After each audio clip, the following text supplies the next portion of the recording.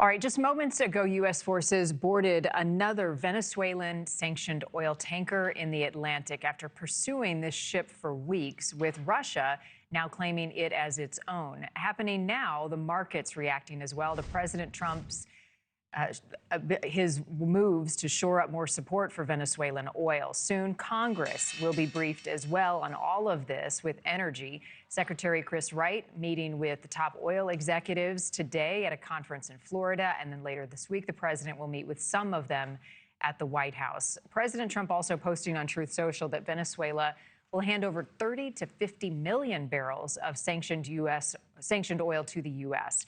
He says that the oil will be sold at market price and that he will control the money, ensuring that it benefits both the people of Venezuela and the United States. This would be worth around $2.5 billion. Venezuela has the largest oil reserves in the world, but their production slowed down through the years due to corruption and U.S. sanctions. Venezuela has 17% of global oil reserves, just under 1% of global output, and 58% of their government's budget financed by oil exports. Joining us now, NewsNation political contributor Dr. Lauren Wright. Good morning to you. And now we have this news of this yet another oil tanker being seized by U.S. forces. What are the larger political implications of these moves?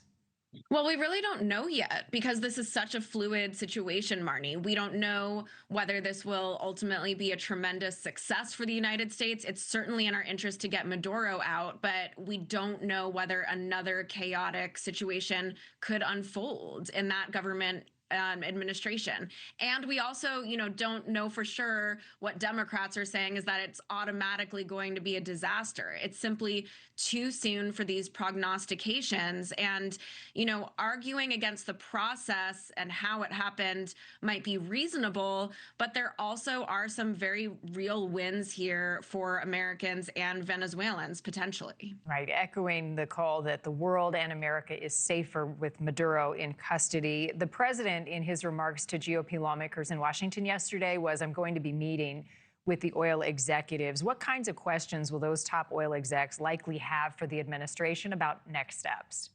Well, some of them are we going to get our money and our oil back? I mean, just think about how Venezuela owes ConocoPhillips $8 billion that it still hasn't given them by public accounts. And so, when President Trump says stolen oil, some of that is hyperbole, but the underlying truth is that when that country socialized the oil reserves and Maduro took them over and booted out U.S. companies, that was really bad for us and for our companies who have been drilling there and selling the oil for years. And so I do think it is reasonable to meet with these executives and find a path forward.